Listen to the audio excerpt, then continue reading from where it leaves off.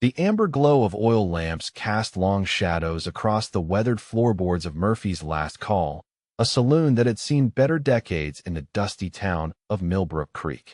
Cigarette smoke hung thick in the stale air, mixing with the scent of whiskey and unwashed bodies. In the far corner, near a window clouded with years of neglect, sat an old, upright piano that had traveled more miles than most of the men who frequented this establishment. Samuel Cross ran his weathered fingers across the ivory keys, each note floating through the din of conversation and clinking glasses. His milky white eyes stared unseeing at the wall before him, but his hearing caught every whispered word, every scrape of a boot heel, every nervous breath in the room. The years had carved deep lines into his face like a canyon carved by persistent water, and his silver hair fell in thin strands across his forehead. He wore a simple black vest over a white cotton shirt that had seen too many washings, and his worn leather boots barely made a sound when he pressed the sustain pedal. The melody he played was one of loss and longing, something he had composed during the long nights when sleep refused to come and memories of steel and blood haunted his thoughts. His fingers, scarred and calloused from decades of use that had nothing to do with piano playing, moved with surprising grace across the keys. A small wooden box sat atop the piano, containing the modest tips that kept him fed and housed in the boarding house above the general store. The saloon doors swung open with a harsh creak, and 4 men stepped inside, their spurs jingling with each step. Their leader was a mountain of a man named Thaddeus Crow, with shoulders that barely fit through doorways and hands like ham hocks. A jagged scar ran from his left ear to the corner of his mouth, a souvenir from a knife fight in Tombstone. His companions were cut from similar cloth, violent men who lived by taking what others had earned through honest work.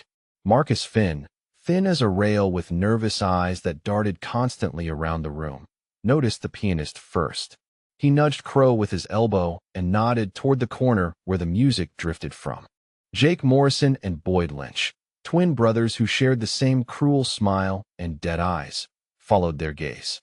The music never faltered, but Samuel's head tilted slightly, his acute hearing picking up their whispered conversation even over the sounds of his own playing. He had learned long ago that survival often depended on knowing what predators were saying before they decided to strike. Crow's voice carried despite his attempt at discretion. "That old blind fool over there looks like easy pickings," he said to his companions. "Look at him, sitting there helpless as a newborn calf. But he's got a week's worth of tips in that little box." Finn's nervous laugh was like the sound of breaking glass. "Hell, Thaddeus, taking money from a blind man might be low even for us." The words held no real conviction, merely the weak protest of a man who had long ago abandoned any pretense of decency. Morrison spat into the sawdust at his feet. "Easy money is easy money, Marcus. Besides, what's he gonna do about it? Chase us down with that fancy walking stick of his?" The brothers shared their cruel smile, an expression that had been the last thing many men had seen. Samuel continued playing, his expression never changing, but his fingers pressed the keys with slightly more force. The cane they referenced leaned against the piano bench beside him, its ornate silver handle catching the lamplight. To most observers, it appeared to be nothing more than a mobility aid for a man robbed of his sight. The weight of it, however, told a different story to anyone who might lift it. Before you find out how this confrontation unfolds, if you're enjoying this tale of hidden strength and unexpected justice, I'd love to know where you're listening from. Comment below and tell me what country you're watching from. These stories of courage and redemption travel far and wide, and I love seeing how they reach people across the world. Now, stay with me because what's coming will show you that sometimes the most dangerous predators are the ones you never see coming. Lynch wiped his mouth with the back of his hand and studied the pianist more carefully. "You see how he just sits there, Boyd? Don't even know we're talking about him. Probably deaf as a post along with being blind. This is going to be like taking candy from a baby." Crow's massive frame moved toward the piano with the confidence of a man who had never met meaningful resistance. His boots thudded against the floorboards, each step deliberate and heavy. The other patrons of the saloon began to take notice, some shifting uncomfortably in their chairs, while others found sudden interest in the bottom of their whiskey glasses. The pianist's melody shifted subtly, moving from the mournful tune to something more complex, his fingers dancing across the keys with a precision that seemed almost supernatural. His unseeing eyes remained fixed straight ahead, but his posture had changed in ways that only the most observant would notice.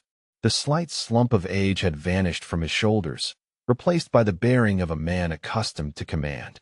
"You boys see that tip jar sitting there pretty as you please," Crow said, his voice now loud enough for half the saloon to hear.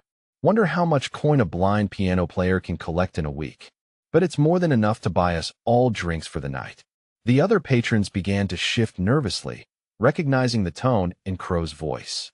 Some moved toward the door, unwilling to witness what was about to unfold. Others pressed themselves deeper into their chairs, hoping to avoid becoming part of whatever violence was brewing.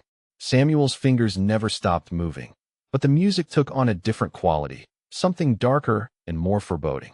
The notes seemed to hang in the air like a warning, though none of the approaching men possessed the wisdom to heed it. His breathing remained steady and controlled, the breathing of a man who had faced death so many times that it had become an old acquaintance rather than a feared stranger. Crow reached the piano and placed one massive hand on its surface, close enough to the tip box that his intentions were unmistakable. The music finally stopped, and in the sudden silence, every person in the saloon could hear their own heartbeat. Samuel slowly raised his head, his milky eyes focusing on something far beyond the wall in front of him, as if he could see through the very fabric of reality itself. "Gentlemen," Samuel said, his voice carrying the weight of winter mountains and distant thunder, "I believe you might want to reconsider your current course of action." The words were polite, almost courteous, but underneath them lay something that made even Crow's massive frame hesitate for just a moment. The four men had made their decision, believing they had found the perfect victim in the blind pianist. They had no way of knowing that they had just awakened something that had been sleeping for 20 years, something that had hoped never to taste blood again. The tip jar sat between them like the prize in a deadly game, and the stakes were about to become higher than any of them could imagine. The silence stretched like a taut rope ready to snap. Crow's hand hovered over the tip box while his three companions spread out in a loose semicircle around the piano. The amber lamplight flickered across their faces, casting shadows that made their cruel intentions even more pronounced. Samuel remained perfectly still, his hands resting on the keys, his blind eyes focused on some distant point beyond their comprehension. Crow's laugh broke the tension like a hammer striking glass. "Well, I'll be damned, boys. The old bat can talk after all. Thought maybe you was deaf and dumb along with being blind as a cave fish." His massive hand moved closer to the wooden tip box, fingers almost touching the weathered pine surface. Morrison stepped closer from the left side, his boots scraping deliberately against the floorboards. "Look at him, Thaddeus, sitting there like he owns the place. You know what I think? I think this old fool needs to learn some manners about showing proper respect to his betters." The pianist's head tilted slightly, a movement so subtle that most observers would have missed it entirely. But Samuel Cross was cataloging every sound, every breath, every minute shift in the floorboards that told him exactly where each man stood. His years of blindness had taught him to build complete maps of his surroundings using nothing but his ears and the faint vibrations that traveled through the building's frame. Lynch circled around to the right side, his movements predatory and deliberate. "You know what I'm thinking, brother? I'm thinking maybe this old man doesn't appreciate the honor of our company. Maybe he needs a lesson in hospitality." Finn positioned himself near the saloon's main support beam, blocking any easy path to the door. His nervous energy was palpable, but his cruel streak ran just as deep as his companions. Hell, maybe he's been sitting here so long he's grown roots. Might need some help getting up and moving around. Samuel's fingers began to move across the keys again, not playing a melody, but simply pressing individual notes in a pattern that seemed random to the untrained ear. Each note was deliberate, measured, like a man counting time or perhaps counting something else entirely. His breathing remained perfectly controlled, the kind of measured respiration that spoke of years spent managing fear and adrenaline. Crow's patience, never his strongest virtue, began to fray around the edges.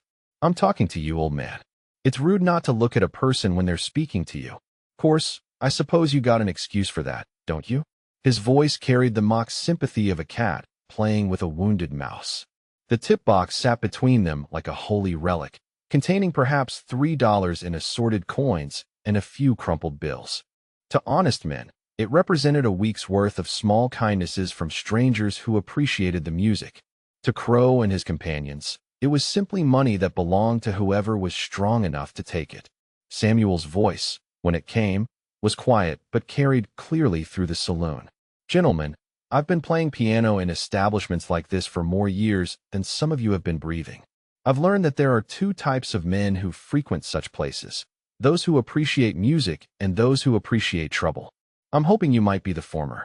Morrison's cruel smile widened. "Oh, we appreciate music just fine, Grandpa. But we appreciate money even more. And seeing as how you ain't got much use for watching over your earnings, we figured we might help you with that burden." The other patrons had grown increasingly uncomfortable, many finishing their drinks quickly and making their way toward the door. Others huddled deeper into the shadows, unwilling to abandon their evening entertainment, but equally unwilling to involve themselves in what was clearly building toward violence. The bartender, a thick-set man named Murphy who owned the establishment, watched with growing concern but made no move to intervene. Crow reached out and deliberately knocked the tip box off the piano. The wooden container hit the floor with a sharp crack, scattering coins across the sawdust in a shower of silver and copper. The sound echoed through the saloon like a gunshot, and several men flinched at the sudden noise. Samuel's reaction was not what any of them expected. He didn't cry out in distress or beg them to stop. Instead, he slowly stood from the piano bench and carefully felt his way around to where the coins had scattered.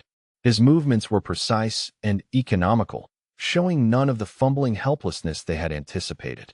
As he knelt to collect the scattered money, the men got their first clear look at his hands. These were not the soft, pale hands of a man who had spent his life in gentle pursuits. Samuel's fingers bore the calluses and scars of someone intimately familiar with implements far more dangerous than piano keys. Old burn marks traced across his knuckles, and thin white lines spoke of encounters with sharp edges that had nothing to do with sheet music. Lynch stepped forward and deliberately placed his boot on a silver dollar just as Samuel's fingers reached for it. "Well now, old man, seems like you dropped something. Clumsy of you. Maybe you shouldn't be handling money if you can't even keep track of it." Samuel's hand paused just inches from Lynch's boot. When he spoke, his voice carried a different quality, something that made the temperature in the room seem to drop several degrees. "Son, I'm going to ask you once to move your foot. After that, the choice of what happens next moves out of my hands and into yours." The warning was delivered with such matter-of-fact calmness that it took a moment for its implications to sink in. This was not the pleading of a helpless old man. This was something else entirely, something that spoke of experience with consequences far more severe than anything these four men had previously encountered. Finn laughed nervously from his position near the support beam. "You hear that, boys? The blind man is making threats. What's he going to do? Play us to death with a sad song?" But Morrison, despite his cruel nature, possessed enough survival instinct to recognize something dangerous when he heard it. The old man's voice carried undertones that reminded him of winter wolves and mountain avalanches, things that gave no warning before they struck with lethal force. Samuel continued collecting the scattered coins with mechanical precision, his movements never hurried but never stopping. The cane that had been leaning against the piano bench now rested within easy reach, and anyone watching carefully might have noticed that his fingers never strayed far from its ornate silver handle. Crow, emboldened by his companion's laughter, reached down and grabbed Samuel roughly by the shoulder. "Stand up, old man. I think it's time you learned some respect for your betters. We're going to teach you how things work in the real world." The moment Crow's hand made contact, Samuel went completely still. The casual observer might have thought he had frozen in fear, but those with experience in violence would have recognized the stillness of a predator preparing to strike. His unseeing eyes seemed to focus with laser precision on some point just beyond Crow's massive frame. When Samuel rose from his kneeling position, it was with a fluid grace that belonged to a much younger man. His apparent frailty fell away like a discarded costume, revealing the bearing of someone accustomed to command and comfortable with danger. The change was so dramatic that several of the remaining patrons blinked in confusion, wondering if they had misjudged what they were seeing. "Gentlemen," Samuel said, his voice now carrying the weight of winter storms and distant thunder, "please step back. This is your last opportunity to walk out of here with your dignity intact." The cane's silver handle caught the lamplight, and for the first time, the four men noticed details they had previously overlooked. The handle was not decorative silver plate, but solid metal, worn smooth by years of use. The shaft itself was heavier than any walking stick had a right to be, and the way Samuel's hand rested on it spoke of familiarity with its true purpose. Lynch, still standing on the silver dollar, felt a chill run down his spine despite the saloon's stuffy warmth. Something in the old man's tone penetrated even his limited intelligence, carrying implications that his conscious mind couldn't quite grasp, but his survival instincts understood perfectly. Crow, however, was too committed to his course of action to recognize the danger signs that were becoming increasingly obvious to everyone else in the room. He tightened his grip on Samuel's shoulder, his massive fingers digging into the fabric of the worn vest. "You ain't in no position to be making demands, old man. You're gonna learn today that being blind and helpless means knowing your place in the world." Samuel's response was to place his scarred hand on Crow's wrist with deceptive gentleness. The touch was light, almost casual, but Crow immediately felt his entire arm go numb from wrist to shoulder. His grip on Samuel's vest loosened involuntarily as nerve points that he didn't even know existed sent waves of paralysis up his arm. "Last warning, boys," Samuel repeated, his voice never rising above conversational level, but somehow carrying to every corner of the saloon. "Walk away." The numbness in Crow's arm lasted only a few seconds, but it was long enough to plant the first seeds of doubt in his mind. He flexed his fingers experimentally, feeling the sensation slowly return to his massive hand. The old man's touch had been precise, almost surgical in its application of pressure to points that Crow didn't even know existed. But his pride and reputation demanded that he continue down this path, regardless of any warning signs his survival instincts might be trying to communicate. Samuel completed collecting the scattered coins with methodical precision, placing each piece carefully back into the wooden tip box. His movements never hurried, never showed the frantic desperation that Crow and his companions expected from their victims. Instead, there was something almost ritualistic about the way he gathered his modest earnings, as if he were performing a ceremony that had deep personal significance. Lynch finally moved his boot from the silver dollar, but only after Samuel had collected every other coin within reach. The gesture was meant to be a final insult, a demonstration that he could toy with the old man's dignity at will. He kicked the remaining coin across the floor toward the far wall, where it rolled in a slow arc before coming to rest near a table of nervous gamblers. Crow stepped closer, his massive frame casting a shadow across the piano bench. "Now that you've cleaned up your mess, old man, I think it's time we discuss the real business at hand. You see, my boys and I have been riding hard for 3 days, and our pockets are feeling a mite light. Seems to me like you've been sitting here collecting charity from these good folks, and charity is meant to be shared." Samuel placed the tip box carefully back on the piano, his movements deliberate and controlled. When he turned to face Crow's general direction, his blind eyes seemed to focus with an intensity that made several observers shift uncomfortably.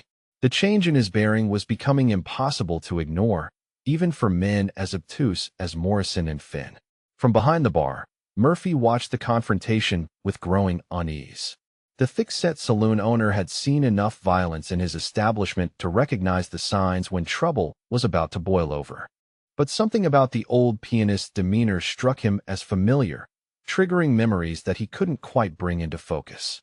The way Samuel held his shoulders, perfectly straight despite his apparent age. The manner in which his head tilted when listening, cataloging every sound with predatory precision. The positioning of his feet, balanced and ready despite his supposed frailty. Murphy had seen that stance before, many years ago, during his time as a cavalry scout in the territories. Crow reached inside his vest and withdrew a leather money pouch, shaking it so the contents rattled with metallic promise. "This here is what real money sounds like, blind man. Course, being as generous as I am, I'm willing to trade you for what you got there. Your little collection of pennies for this here genuine leather pouch. Only catch is, the pouch stays with me, and you get to keep breathing. Seems like a fair trade to an old man who can't see what he's missing anyway. Morrison and Lynch moved closer, forming a tighter circle around the piano. Their positioning was practiced, the movement of predators who had done this many times before. Finn remained near the support beam, still blocking the most direct path to the door, though his nervous energy had increased noticeably as the confrontation escalated. Samuel's response was to straighten to his full height, and for the first time, the four men realized they had misjudged his physical stature.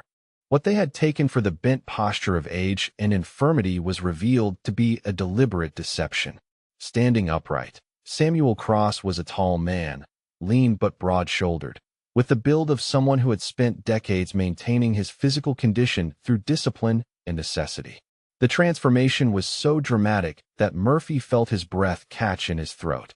Suddenly, the familiar elements clicked into place like pieces of a puzzle falling into alignment. The silver-handled cane, the posture, the scars on those weathered hands, the way he moved with such precise economy of motion despite his blindness. "Sweet, merciful Jesus," Murphy whispered, his voice barely audible but carrying clearly in the tense silence of the saloon. "That's Samuel Cross." The name hit the room like a thunderclap. Conversations that had been continuing in hushed tones came to an abrupt halt. Cards froze halfway to being played. Whiskey glasses stopped moving toward lips. Even men who had been trying to edge toward the door turned back to stare at the figure standing beside the piano. Murphy's face had gone pale, his hands gripping the edge of the bar with white knuckles. He had been part of a cavalry unit that had trained under Cross for 6 months before the legendary swordsman had disappeared into retirement. The stories about his skill were not exaggerations or tall tales shared around campfires. They were documented fact, witnessed by dozens of military officers who had staked their own reputations on the accuracy of their reports. Crow frowned, his limited intelligence struggling to process why a simple name would cause such a reaction. Samuel Cross? Never heard of him. Sounds like some made-up name for a penny dreadful novel. You trying to tell me this blind old fool is supposed to be somebody special? But Morrison, who possessed slightly more awareness of frontier legend than his companions, felt his mouth go dry. His father had been a cavalry sergeant who had served briefly under a legendary sword instructor, a man who had trained some of the finest officers in the Territorial Army. The stories his father had told around their kitchen table came flooding back with crystalline clarity. Murphy found his voice, though it trembled with a mixture of awe and fear. Samuel Cross trained half the cavalry officers in the Territorial Army. They called him the Ghost Blade because men would be dead before they even saw his sword clear the scabbard. He fought 23 duels and never lost a single one. Never even took a serious wound. The bartender's words hung in the air like smoke from a funeral pyre. Several of the remaining patrons began edging toward the door with renewed urgency, understanding that they were about to witness something that would be talked about for decades to come. Samuel's voice, when he spoke, carried a different quality than before. The polite warnings were gone, replaced by something that belonged to winter mountains and distant battlefields. The name is accurate, though the reputation has grown somewhat in the telling. I trained cavalry officers in swordplay for 15 years before I retired to a quieter life. The blindness came later, a consequence of my final duel. He paused, letting that information settle into minds that were struggling to process its implications. 23 men challenged me to single combat over those years. Politicians' sons who thought they could build reputations on my reputation.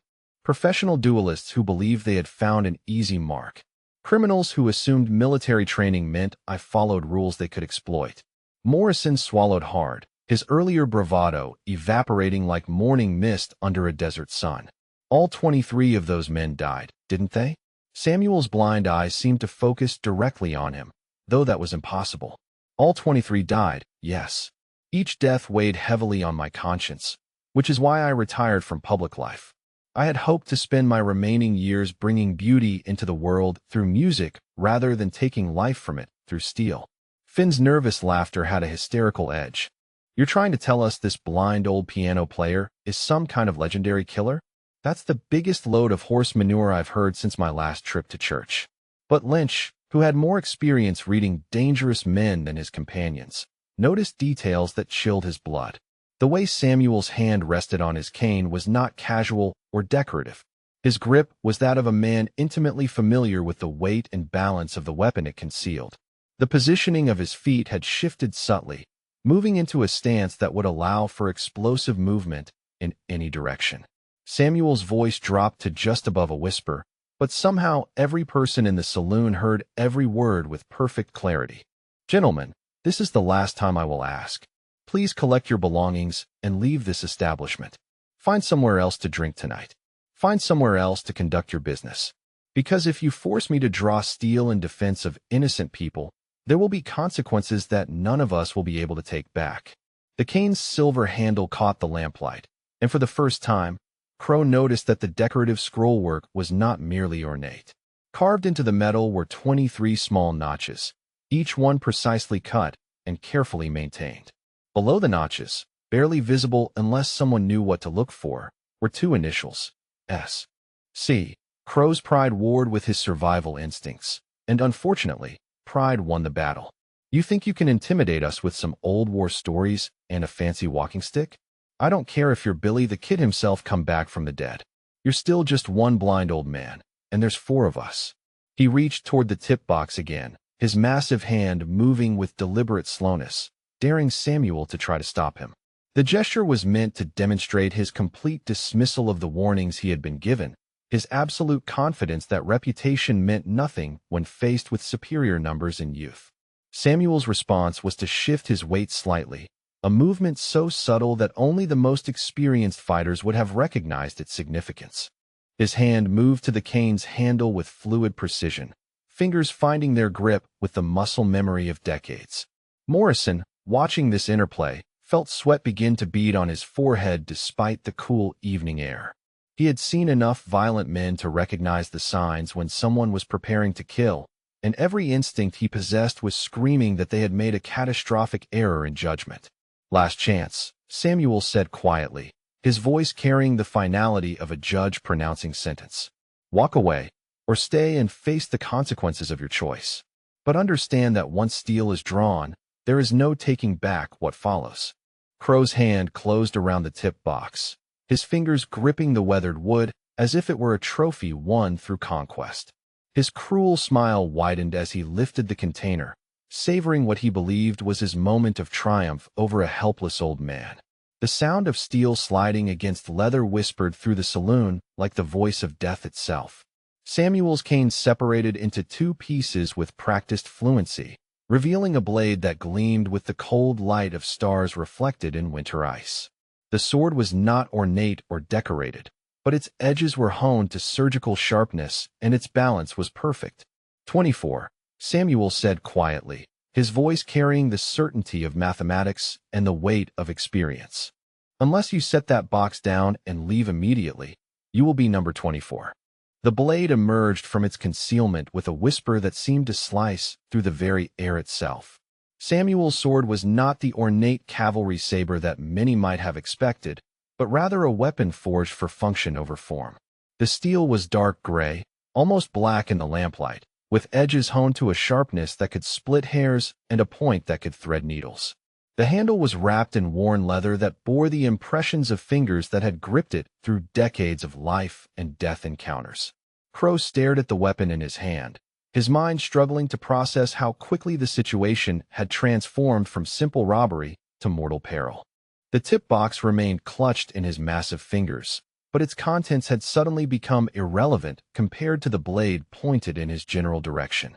Morrison was the first to move, his survival instincts overriding his earlier bravado.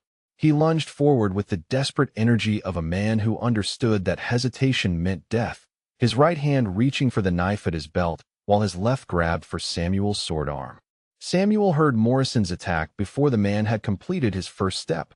The sharp intake of breath, the subtle shift in floorboard pressure, the whisper of fabric against skin as Morrison's arm moved toward his weapon, all combined to paint a perfect picture of threat and trajectory in Samuel's mind. 20 years of blindness had taught him to read violence through sound and vibration with an accuracy that surpassed sight. The old swordsman's response was economical and devastating. His blade moved in a tight arc that intercepted Morrison's reaching hand at the wrist, the steel sliding through flesh and bone with surgical precision. Morrison's scream filled the saloon as his severed hand fell to the sawdust floor, still clutching the handle of his undrawn knife. Before Morrison had even finished falling, Samuel was already tracking his next threat. Lynch had moved to flank him from the right, circling wide to avoid his brother's fate. But Lynch's boot heels rang against the floorboards like a dinner bell, and his labored breathing painted his position as clearly as if Samuel could see him moving through torchlight.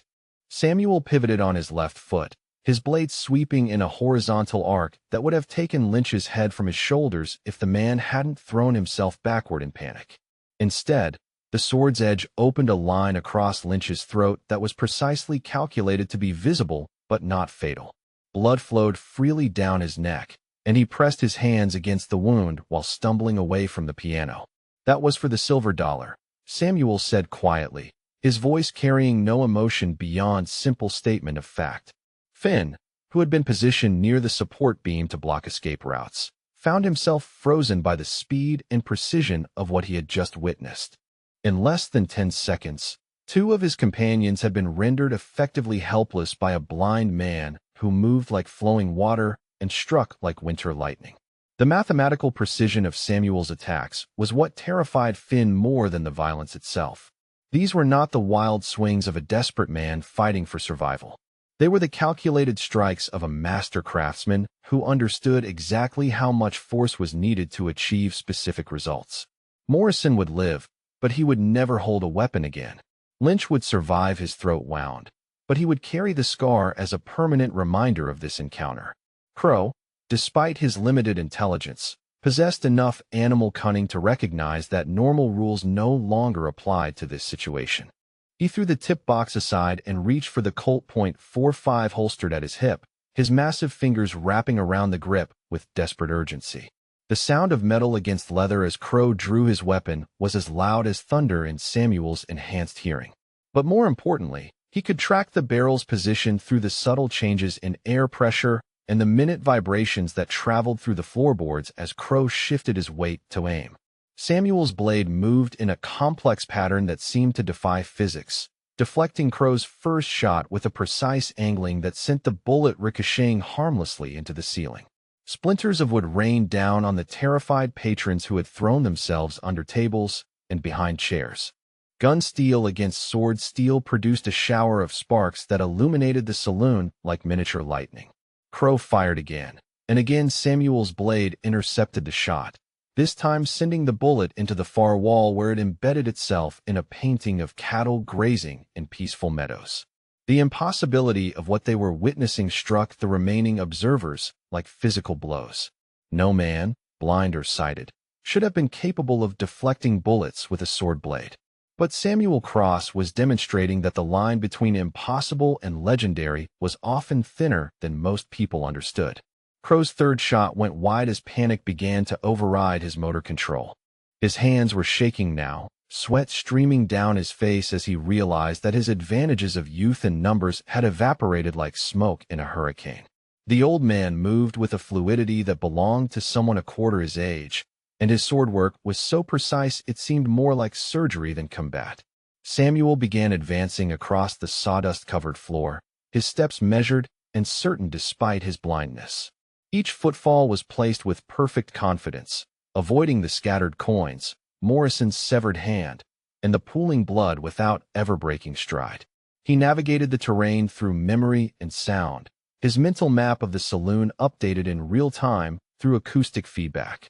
Finn finally broke from his paralysis and drew his own weapon, a short-barreled shotgun that had served him well in close-quarters encounters. The weapon's spread would make precision unnecessary, or so he hoped as he raised the barrel towards Samuel's advancing figure. Samuel heard the distinctive double click of shotgun hammers being drawn back, and his response was to drop into a crouch that carried him below the weapon's likely firing arc. The shotgun roared, filling the saloon with thunder and flame, but the buckshot passed harmlessly over Samuel's ducking form to shatter bottles behind the bar. Before Finn could reload, Samuel had closed the distance between them with a series of fluid steps that carried him across 15 feet of floor space in the span of a single heartbeat. His sword's point came to rest against Finn's throat with such gentle precision that it barely broke the skin, but the message was unmistakably clear. "Drop the weapon," Samuel said quietly. "You have seen what happens to men who persist in this course of action. You can walk out of here with a story to tell, or you can be carried out as a cautionary tale for others." Finn's shotgun clattered to the floor as his trembling hands released their grip. The mathematical certainty of his death had been communicated through the sword's point with absolute clarity, and whatever courage he had possessed evaporated like morning mist. That left only Crow, whose massive frame now seemed diminished by fear and the growing realization that he faced an opponent completely outside his realm of experience. His Colt .45 wavered in his grip, the barrel describing small circles as his hands shook with adrenaline and terror. Samuel turned toward him with movements that seemed almost casual, his blind eyes focusing on something far beyond the physical world. The sword in his hand caught the lamplight, reflecting amber flames along its dark steel surface. "You have fired 3 shots, Crow," Samuel observed with the matter-of-fact tone of a teacher correcting a student's mathematics. "Your weapon holds 6 rounds, which means you have 3 opportunities remaining. I suggest you use them wisely, because you will not have a chance to reload." The psychological warfare was as devastating as the physical combat had been. By calmly analyzing Crow's tactical situation, Samuel had reduced him from dangerous opponent to mathematical problem to be solved through the application of superior skill and experience. Crow's 4th shot was fired in desperation, aimed more by hope than precision. Samuel sidestepped the bullet's path with economical grace, reading its trajectory through the sound of gunpowder ignition and barrel orientation. His counterstrike was immediate and devastating, his blade opening a line across Crow's gun hand that severed tendons and sent the weapon spinning across the floor. The 5th shot fired into the ceiling as Crow's damaged hand spasmed involuntarily. The 6th and final round remained in the chamber, but Crow no longer possessed the physical capability to aim or fire the weapon with any hope of accuracy. Samuel's sword came to rest at Crow's throat, the point positioned directly over the massive man's carotid artery. A single thrust, lasting less than a second, would end the confrontation permanently and add another notch to the cane's silver handle. But instead of delivering the killing blow, Samuel held his position with perfect stillness. His breathing remained controlled and steady, showing no signs of exertion despite the violence he had just unleashed. The years of training that had shaped him into a legendary fighter had also taught him the discipline to stop when the objective had been achieved. "Look around you, Crow," Samuel said quietly. "Your companions are wounded but alive. You yourself are injured but breathing. I could have killed all 4 of you before any of you had time to draw weapons, but I chose restraint instead. Do you understand what that means?" Crow's eyes darted around the saloon, taking in Morrison clutching his severed wrist, Lynch pressing his hands against his throat wound, and Finn cowering near the wall with his dropped shotgun. The mathematical precision of their injuries was undeniable. Each wound was serious enough to end their threat, but carefully calculated to avoid fatal damage. "It means you could have killed us," Crow whispered, his voice barely audible. "It means I chose not to kill you," Samuel corrected. "Despite your actions tonight, despite your willingness to harm innocent people for monetary gain, I offered you mercy. The question now is whether you are wise enough to accept that gift and learn from this experience." The sword's point never wavered, maintaining its precise position over Crow's artery while Samuel delivered his quiet lecture. The blade's edge had drawn a single drop of blood that rolled down Crow's neck like a crimson tear. "I am going to withdraw my weapon now," Samuel continued.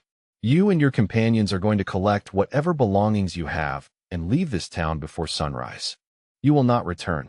You will not seek revenge. You will find honest work and build honest lives, because the alternative is that our paths will cross again under less favorable circumstances." Samuel's blade moved away from Crow's throat with the same fluid precision that had characterized all his movements. The weapon disappeared back into its concealment within the cane shaft with a soft whisper of steel against leather. 23 men have challenged me over the years," Samuel said as he settled back onto the piano bench. "Each of them believed they could build their reputations on my death. Each of them discovered that reputation and reality are often very different things. You have the opportunity to avoid becoming number 24, but that choice belongs entirely to you. Crow and his companions needed no further encouragement. They gathered their wounded and their weapons with desperate haste, supporting Morrison and Lynch as they stumbled toward the saloon doors. Finn retrieved his shotgun with trembling hands, never taking his eyes off the figure seated calmly at the piano. As they reached the exit, Samuel called after them one final time. "Gentlemen, remember this night. Remember that mercy is a gift that should never be taken for granted. And remember that some old men have stories written in steel and blood that you cannot even begin to imagine." The doors swung shut behind them, leaving the saloon in profound silence broken only by the gentle tick of the clock on the wall and the soft whisper of Samuel's breathing. The confrontation that had seemed destined to end in multiple deaths had concluded with surgical precision and unexpected restraint. Samuel placed his hands back on the piano keys and began to play, his fingers finding a melody that spoke of sorrow and redemption, violence and mercy, the terrible weight of skill that could only be measured in lives taken and lives spared. The music filled the saloon like a prayer for forgiveness, carrying the weight of 23 graves and the hope that 24 would remain forever empty. The silence that followed the closing of the saloon doors was profound and complete, broken only by the gentle tick of Murphy's grandfather clock and the soft whisper of Samuel's controlled breathing. The acrid smell of gunpowder hung in the air like incense at a funeral, mixing with the metallic scent of blood and the sawdust that had absorbed Morrison's life essence from his severed hand. Samuel remained seated at the piano bench, his hands resting motionless on the keys, his blind eyes focused on some distant point that existed beyond the physical world. The weight of what had just transpired settled over him like a familiar but unwelcome coat, heavy with the accumulated burden of decades spent walking the razor's edge between justice and vengeance. The patrons who had witnessed the confrontation remained frozen in their hiding places, afraid that any sudden movement might shatter whatever spell had prevented the encounter from ending in wholesale slaughter. Some crouched behind overturned tables. Others pressed themselves into shadowy corners, all of them struggling to process the impossible display of skill they had just witnessed. Murphy was the first to break the paralysis that had gripped the room. The thick-set bartender moved from behind his protective barrier with the reverent steps of a man approaching a shrine, his weathered face reflecting a mixture of awe and carefully controlled fear. He had served under Samuel Cross for 6 months during his cavalry days, but witnessing the legend in action was entirely different from hearing stories around a campfire. "Mr. Cross," Murphy said quietly, his voice barely above a whisper, but carrying clearly in the absolute stillness of the saloon. "Sir, drinks are on the house tonight. Hell, drinks are on the house for as long as you're willing to grace this establishment with your presence." Samuel's response was a slight nod of acknowledgement, but his attention remained focused inward, cataloging the familiar sensations that always followed violence. The accelerated heartbeat that was only now beginning to slow. The heightened awareness that made every sound sharp and distinct. The cold certainty that had settled into his bones like winter frost, reminding him of capabilities he had hoped never to use again. From beneath an overturned table near the far wall, a voice whispered with the reverence usually reserved for church services. "Jesus, Mary, and Joseph. Did you see how fast he moved? I've never seen anything like it. Not even close." Another patron, still crouched behind an overturned chair, added his own trembling observation. "The way he deflected those bullets with his sword blade. That's not humanly possible. That's the kind of thing you hear about in stories that get bigger every time they're told." But this was no tall tale growing in the telling. Every person in Murphy's last call had witnessed the mathematical precision of Samuel's movements, the surgical accuracy of his strikes, the impossible speed that had allowed a blind man to outfight 4 armed opponents without breaking concentration. The evidence was written in blood on the sawdust floor and embedded in bullet holes in the walls and ceiling. Samuel slowly withdrew a white cotton handkerchief from his vest pocket, the fabric worn soft by years of careful maintenance. He began the ritual of cleaning his blade with movements that were as precise and practiced as his sword work had been. Each stroke of the cloth along the steel was deliberate and thorough, removing every trace of blood and ensuring that the metal would not stain or corrode. The cleaning ritual was more than mere maintenance. It was a form of meditation that allowed him to transition from the cold certainty of combat back to the contemplative calm that he preferred for his daily existence. Each pass of the cloth across the blade carried with it a silent prayer for the souls of the men he had harmed, and gratitude that he had been able to show restraint when killing would have been easier. As he worked, Samuel's enhanced hearing picked up the whispered conversations taking place throughout the saloon. The patrons were beginning to emerge from their hiding places, drawn by curiosity and the growing realization that the immediate danger had passed. Their voices carried a mixture of excitement and fear, the kind of energy that followed any brush with legendary violence. I heard he trained with samurai warriors in Japan. One man whispered to his companion, "Learn sword techniques that go back 1,000 years. That's how he can fight blind." Another voice contradicted with the authority of someone who claimed inside knowledge. Nah, he was taught by Apache scouts who could track a man across solid rock and kill him in complete darkness. That's where he learned to fight without sight. Samuel allowed himself a slight smile at the creative embellishments already growing around his story.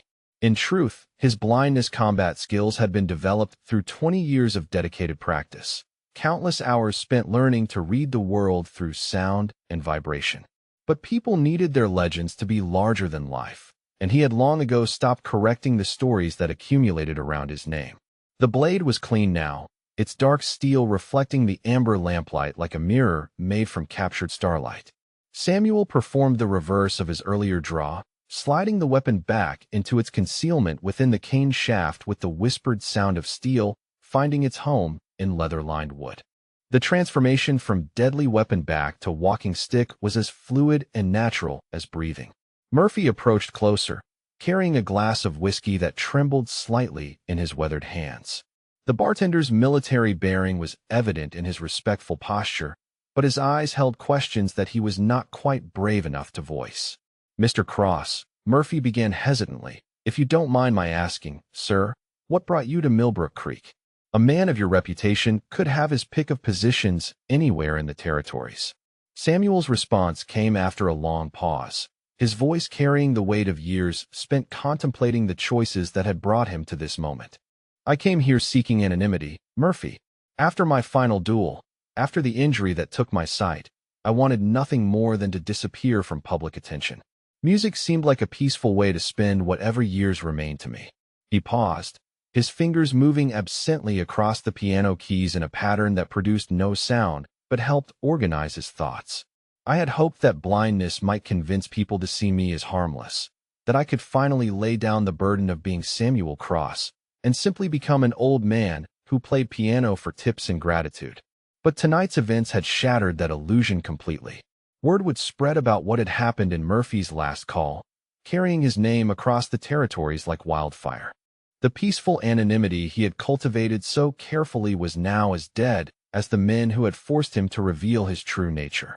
From outside the saloon came the sound of horse hooves moving at a fast trot, growing closer with each passing second. The rhythmic pattern suggested a single rider approaching with purpose, and Samuel's experienced ear identified the gait as belonging to someone comfortable with authority and accustomed to investigating disturbances. The saloon doors swung open to admit a young man wearing a silver badge pinned to his vest and carrying himself with the careful confidence of someone new to law enforcement but determined to do his duty properly. Sheriff Thomas Brennan was barely 25 years old, but his clear eyes and steady hands suggested that he possessed the temperament necessary for maintaining order in a frontier town. Brennan's gaze swept across the saloon, taking in the overturned furniture, the bullet holes in the walls, the blood-stained sawdust, and the gathering of nervous patrons. His attention finally settled on Samuel, and something in the young sheriff's expression suggested that he had already heard stories about the blind pianist. "Murphy," Brennan said quietly, his voice carrying the authority of his office without unnecessary aggression, "I heard gunshots. Multiple shots. Want to tell me what happened here tonight?" The bartender's response was carefully neutral, delivered with the precision of a man who understood the importance of accurate testimony. "For men came in looking for trouble, Sheriff. They threatened Mr. Cross here, tried to rob his tip money. When they escalated to physical violence and drew weapons, Mr. Cross defended himself. The men left under their own power, wounded but alive. Brennan nodded slowly, his experienced eye reading the evidence scattered around the saloon. The bullet holes told a story of shots fired in panic and desperation. The blood patterns indicated precise wounds designed to disable rather than kill. The lack of bodies suggested restraint rather than vengeance. Mr. Cross, the sheriff said, addressing Samuel directly with respectful formality, I take it these men were unknown to you prior to tonight's incident? Samuel's response was measured and complete. I had never encountered them before this evening, Sheriff. They appeared to believe that my blindness made me an easy target for robbery. When verbal warnings failed to dissuade them, and when they escalated to physical assault and drawn weapons, I defended myself using the minimum force necessary to neutralize the threat. The legal language was precise and deliberately chosen. Samuel had learned long ago that encounters with law enforcement required careful attention to the specific words used in testimony. Self-defense was a recognized legal principle, but the details of how that defense was conducted could mean the difference between freedom and imprisonment. Brennan's next question addressed the elephant in the room that every person present was thinking about. Mr. Cross, would I be correct in assuming that you have some experience with weapons and combat techniques? Samuel's blind eyes seemed to focus directly on the young sheriff, though such precision was technically impossible. I served as a cavalry instructor for 15 years, Sheriff. During that time, I was required to maintain proficiency with various weapons and combat techniques as part of my duties training officers for frontier service. The explanation was truthful while being carefully incomplete. Samuel's reputation had clearly preceded him to Millbrook Creek, but there was no legal requirement to provide a complete autobiography during a routine investigation of self-defense. Brennan spent several more minutes taking statements from witnesses, each of whom corroborated Murphy's basic account of events. The testimonies were consistent, for armed men had threatened and assaulted a blind pianist, who had defended himself with remarkable skill before allowing his attackers to leave alive. The sheriff's final conclusion was delivered with the wisdom of someone who understood that frontier justice often required practical flexibility. Mr. Cross, based on witness testimony and physical evidence, it appears that your actions tonight were entirely justified under territorial self-defense statutes. No charges will be filed, and you're free to continue your business without interference from my office. As Brennan prepared to leave, he paused near the door and delivered one final observation that carried both warning and respect. Mr. Cross, I suspect that word of tonight's events will travel quickly throughout the territory. If you find yourself dealing with similar situations in the future, please don't hesitate to contact my office. A man of your evident capabilities shouldn't have to handle every problem personally. The sheriff's departure left the saloon in thoughtful silence as patrons and staff processed the implications of what they had witnessed. Samuel Cross was no longer simply the blind pianist who played melancholy tunes for tips. He had been revealed as something far more complex and potentially dangerous, a living legend who had chosen to hide among them. Samuel returned his attention to the piano, his fingers finding the keys with the muscle memory of countless hours spent practicing scales and melodies. The tune he began to play was one of his own composition, a piece that spoke of sorrow and redemption, violence and mercy, the terrible weight of capabilities that could never be completely set aside. As the music filled the saloon, something remarkable began to happen. The patrons who had witnessed the confrontation began to approach the piano, their movements tentative but respectful. Instead of fleeing from the violence they had seen, they were drawn to the man who had demonstrated such precise control over his deadly skills. Tips began to appear in the wooden box on the piano, but these were not the casual coins and small bills that Samuel had grown accustomed to receiving. Men reached into their pockets and withdrew larger denominations, placing them carefully in the container with the reverence of offerings left at a shrine. An elderly man who had been playing cards when the confrontation began approached with a silver dollar clutched in his weathered hand. Mr. Cross, he said quietly, I served under Captain Harrison during the Apache campaigns. He used to tell stories about the instructor who trained him in swordplay. Said that instructor was the finest warrior he'd ever seen, but also the most reluctant to use violence. I believe tonight I met that instructor.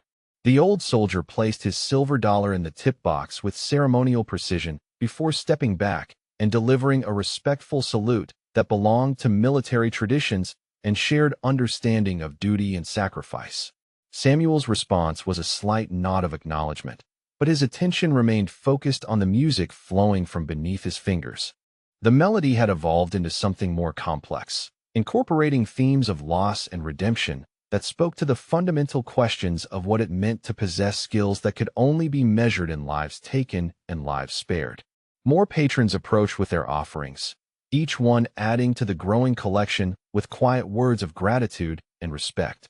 They understood that they had witnessed something extraordinary, a demonstration of legendary skill tempered by hard-won wisdom and an almost supernatural degree of self-control.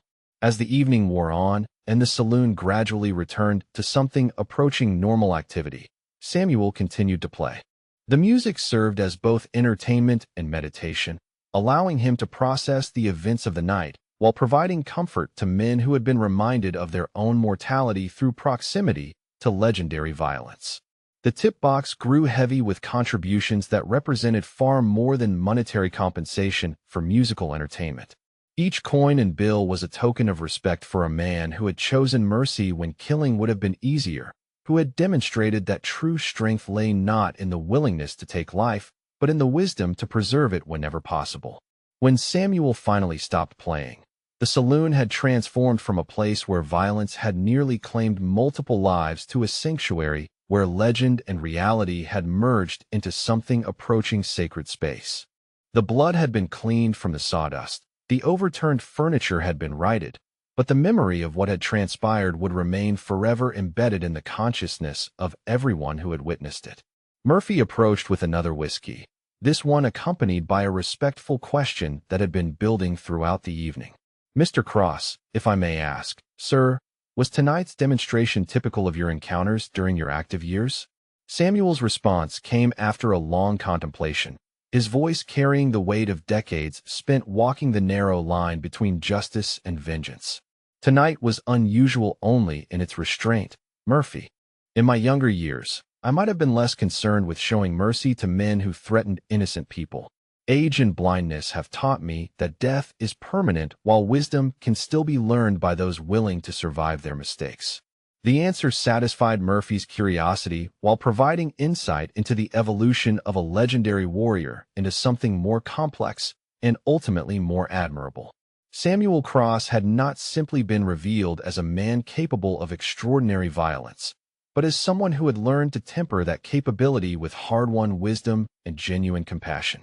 As the evening drew toward its close and the last patrons prepared to leave, Samuel packed away his sheet music and prepared for the walk back to his boarding house room.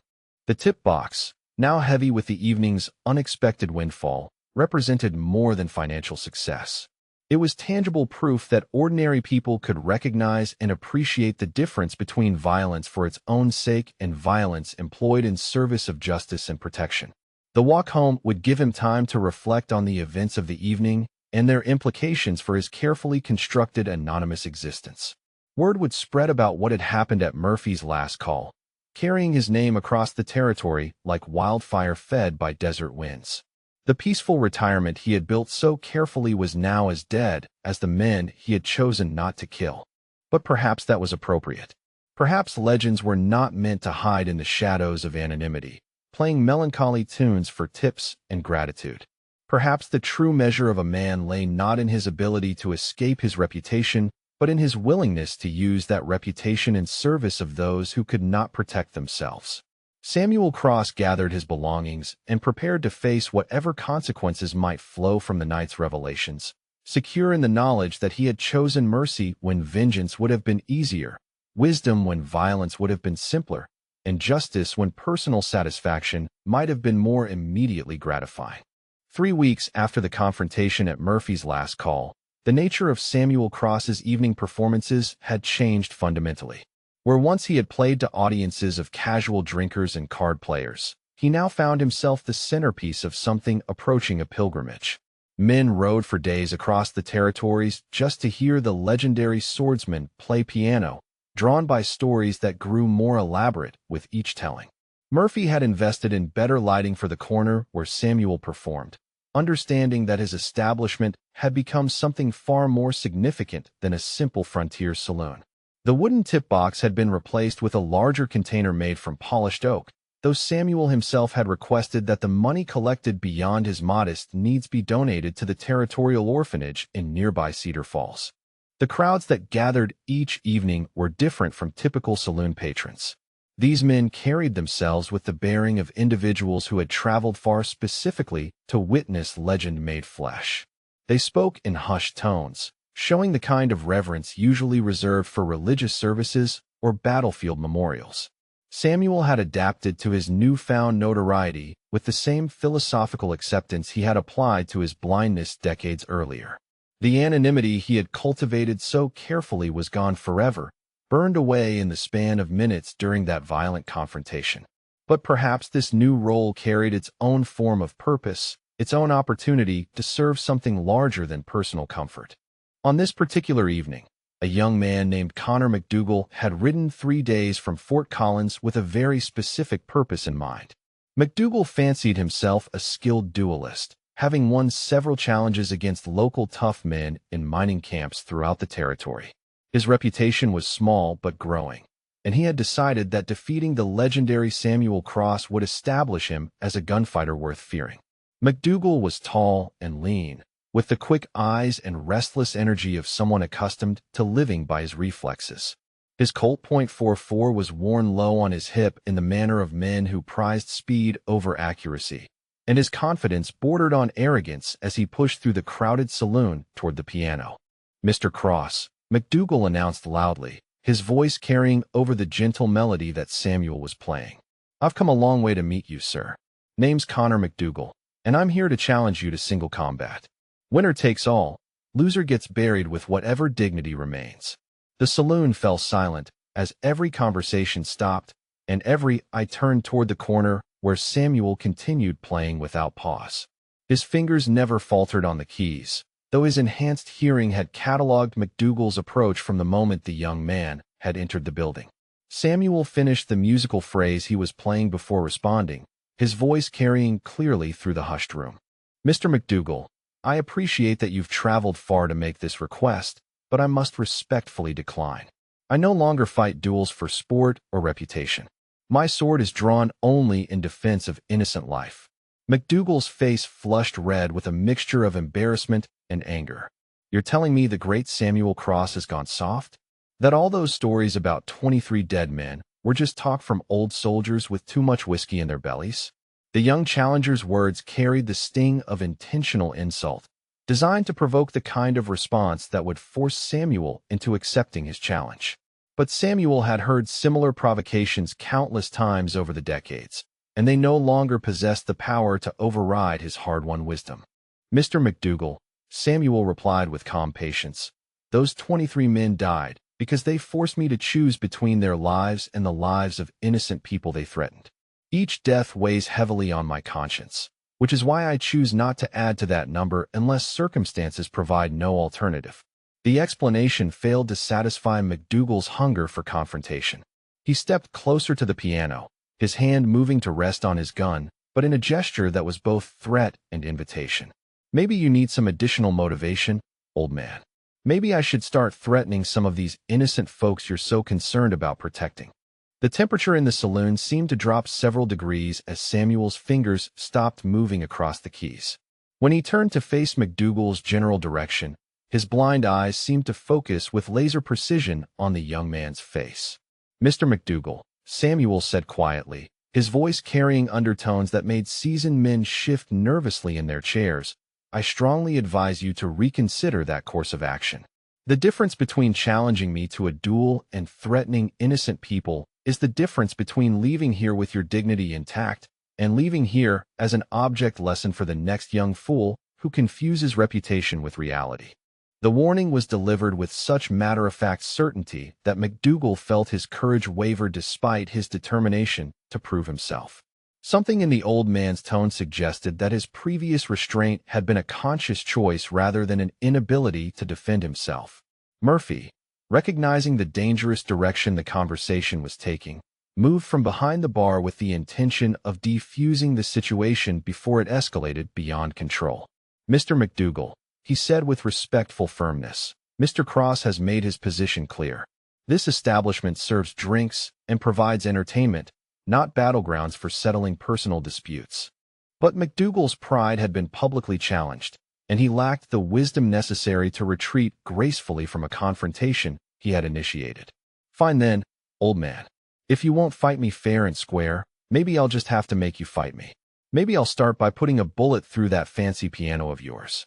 The young challenger drew his weapon with practiced speed, the Colt .44 clearing leather in a movement that had served him well in previous encounters. But before he could bring the barrel to bear on his target, he found himself staring at the point of a sword that had appeared with supernatural quickness. Samuel's blade rested against McDougal's throat with surgical precision, the steel having traveled from concealment to life-threatening position faster than the human eye could follow. The young man's gun hung uselessly in his grip, pointed at empty air while death waited patiently at his jugular vein. 24, Samuel said quietly, his voice carrying the mathematical certainty of a man adding another entry to a ledger that was already too long.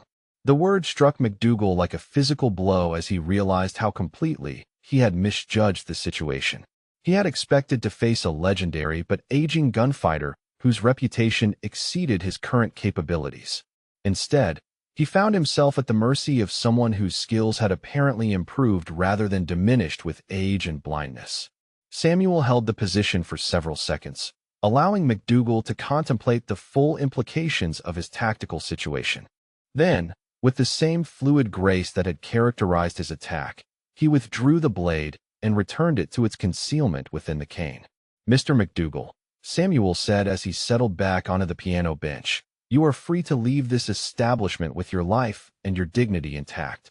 I suggest you use this opportunity to reconsider whether building a reputation through violence is truly the path you wish to pursue." McDougal holstered his weapon with trembling hands, his face pale with the realization of how close he had come to joining the list of men who had underestimated Samuel Cross's capabilities. Without another word, he turned and walked quickly toward the saloon doors, his dreams of legendary status replaced by gratitude for continued existence. As the doors swung shut behind the would-be challenger, Samuel began playing again, his fingers finding a melody that spoke of second chances and the wisdom that sometimes came from surviving one's own stupidity. The incident had demonstrated once again that his reputation served as both blessing and curse, attracting those who sought to test themselves against legend while reminding him of the burden that came with being Samuel Cross. The pattern repeated itself several more times over the following months. Young men seeking to build reputations would arrive in Millbrook Creek with challenges and threats, only to discover that Samuel Cross's legend was built on mathematical precision rather than theatrical bravado. Each encounter ended the same way. The challenger would depart with their life and their humility intact, while Samuel would return to his piano with the weight of another confrontation he had hoped to avoid. But it was not only individual challengers who came to test him. One autumn evening, a gang of 7 men rode into town with the intention of robbing the First National Bank of Millbrook Creek. Their leader, a scarred veteran of the Civil War named Jeremiah Blackwood, had planned the robbery carefully and assembled a crew of experienced criminals who had successfully plundered banks throughout the territory. Blackwood's intelligence about the town had been thorough, but it was several weeks old. His sources had not informed him that Millbrook Creek now housed a legendary swordsman who had made it clear that threats to innocent residents would not be tolerated. The gang entered Murphy's last call on the evening before their planned robbery, intending to celebrate their anticipated success with whiskey and cards. They were loud and boisterous, making no attempt to conceal their criminal intentions from the other patrons who huddled nervously at distant tables. Samuel was performing his usual evening concert when the gang arrived, his music providing a peaceful counterpoint to their crude laughter and profane conversation.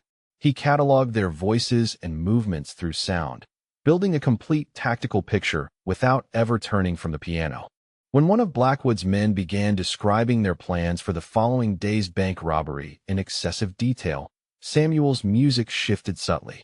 The melody took on a quality that longtime listeners had learned to recognize as a warning, though the gang members lacked the experience to interpret its significance. Murphy, understanding the implications of what he was hearing, quietly moved to a position behind the bar where he kept the loaded shotgun. Other patrons began finishing their drinks and finding reasons to leave early, recognizing the signs that preceded violence in their transformed community. Blackwood himself was a student of reputation and legend, and when he finally noticed the blind pianist in the corner, something about the man's bearing triggered a memory from his military days. He studied Samuel's profile carefully, comparing it to descriptions he had heard around cavalry campfires during the war. "Boys," Blackwood said quietly to his companions, "I think we might want to postpone tomorrow's activities and find another town for our business." But his men, emboldened by whiskey and their numerical advantage, dismissed his concerns as unnecessary caution. They had successfully robbed banks throughout the territory without encountering meaningful resistance, and they saw no reason why Millbrook Creek should prove different. The confrontation that followed was brief and decisive. When one of Blackwood's men made the mistake of threatening Murphy with violence, Samuel's response was immediate and devastating. 7 armed criminals found themselves facing a blind swordsman whose capabilities exceeded anything they had previously encountered. The fight was over in less than 30 seconds. 4 of Blackwood's men lay unconscious on the floor, victims of precise strikes that had disabled them without causing permanent injury. 2 others had fled through the saloon doors the moment they realized they faced impossible odds. Only Blackwood himself remained conscious, nursing a dislocated shoulder and staring at Samuel with the expression of a man who had just witnessed a force of nature in action. Samuel's sword came to rest at Blackwood's throat as he delivered the same ultimatum he had given to other would-be criminals. Leave town immediately and find honest work, or face the consequences of continued criminal behavior. The gang departed Millbrook Creek before dawn, their plans for bank robbery abandoned in favor of immediate self-preservation. Word of their encounter spread throughout the criminal community, and Millbrook Creek found itself removed from the target lists of traveling gangs who preferred easier prey. As winter settled over the territory, Samuel's evening performances took on an additional dimension. Parents began bringing their children to hear the legendary swordsman play piano, understanding that proximity to legend was itself a form of education about courage, discipline, and the proper use of exceptional abilities. It was during one of these family evenings that Samuel met Emma Patterson, a widow whose 80-year-old son Timothy had been born blind. Emma had heard stories about Samuel's remarkable adaptation to sightlessness and hoped that meeting him might provide her son with inspiration and guidance. Timothy was a bright child whose blindness had not diminished his curiosity about the world around him. He listened to Samuel's music with the intense focus that only those who relied entirely on hearing could achieve, and his questions about piano technique demonstrated genuine musical aptitude. Samuel found himself drawn to the boy's earnest interest in music and his matter-of-fact acceptance of his blindness. Over several evenings, he began teaching Timothy basic piano techniques, sharing not only musical knowledge, but also the practical skills he had developed for navigating the world without sight. The lessons became a regular feature of Samuel's evenings, providing him with a sense of purpose that extended beyond entertainment and local legend. Teaching Timothy reminded him that his own adaptation to blindness could serve as more than personal survival skill. It could become a gift passed forward to someone who needed guidance and hope. One evening, as Samuel was teaching Timothy to identify different musical intervals through careful listening, the boy asked a question that struck to the heart of Samuel's own journey toward acceptance and peace. "Mr. Cross," Timothy said with the directness that only children could achieve, "are you sad that you can't see anymore? Do you wish the fire had never happened?" Samuel paused in his playing, considering how to answer a question that touched on one of the most defining moments of his life. The fire Timothy referenced had occurred 22 years earlier, when Samuel had risked his sight to rescue a child from a burning building. The injury that resulted had ended his career as a swordsman, or so he had thought at the time. "Timothy," Samuel replied carefully, "losing my sight was the most difficult challenge I have ever faced, but it taught me to perceive the world in ways I had never imagined possible. I learned to hear details that sighted people miss, to feel vibrations that reveal information about my surroundings, to trust my other senses in ways that have made me more aware rather than less. The boy listened with the intense focus of someone processing information that might prove vital to his own development and self-understanding. More importantly, Samuel continued, blindness taught me that true sight comes from understanding rather than vision. Before I lost my eyes, I saw the world but did not always comprehend what I was looking at. Darkness forced me to develop wisdom that light alone could never provide. Timothy's response was delivered with the wisdom that sometimes emerged from children who had faced significant challenges early in life. So the fire took your eyes, but gave you something more important? Samuel smiled, recognizing in the boy's question an understanding that had taken him years to achieve. Yes, Timothy.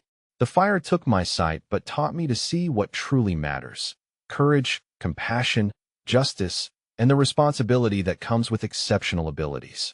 As the evening drew to a close and Emma prepared to take Timothy home, Samuel made a decision that felt both inevitable and profoundly right. Timothy, he said, if your mother agrees, I would like to continue teaching you piano. But more than that, I would like to teach you how to live fully and confidently despite your blindness. The offer represented more than simple instruction. It was Samuel's acknowledgement that his true legacy might not be measured in duels won or legends created, but in wisdom passed forward to someone who could use that knowledge to build a better life than circumstances might otherwise have allowed. If you enjoyed this tale of hidden strength, unexpected mercy, and the redemption that comes from using our greatest gifts in service of others, please like this video and subscribe to our channel. We bring you stories of courage, wisdom, and the triumph of character over circumstance every week. These tales of legendary figures who chose justice over vengeance remind us that true strength lies not in what we can destroy, but in what we choose to protect and preserve. As Samuel walked home through the quiet streets of Millbrook Creek that night, he reflected on the journey that had brought him from legendary warrior to blind pianist to reluctant protector to teacher and mentor. The path had been neither straight nor easy, marked by violence and loss, blindness and adaptation, legend and responsibility. But perhaps that was how wisdom was earned, not through the accumulation of victories or the building of reputation, but through the gradual understanding that exceptional abilities carried with them the obligation to serve something larger than personal ambition. Timothy would learn to play piano, certainly, but more importantly, he would learn that blindness need not mean helplessness, that darkness could teach lessons that light alone could never illuminate. Samuel Cross had finally found the purpose that had eluded him throughout his years of seeking anonymity. His legacy would not be measured solely in duels won or threats neutralized, but in the wisdom passed forward to a boy who would someday face the world with courage and confidence precisely because someone had shown him that such things were possible. The night was clear and cold, filled with the sounds that painted pictures more vivid than sight had ever provided. And somewhere in that darkness, Samuel Cross understood that he had finally learned to see what truly mattered: the infinite capacity for human beings to overcome their limitations and become more than circumstances might have suggested was possible. Until next time, remember that sometimes our greatest gifts emerge not from our strengths, but from learning to transform our challenges into wisdom that can light the way for others walking similar paths through darkness toward understanding and peace.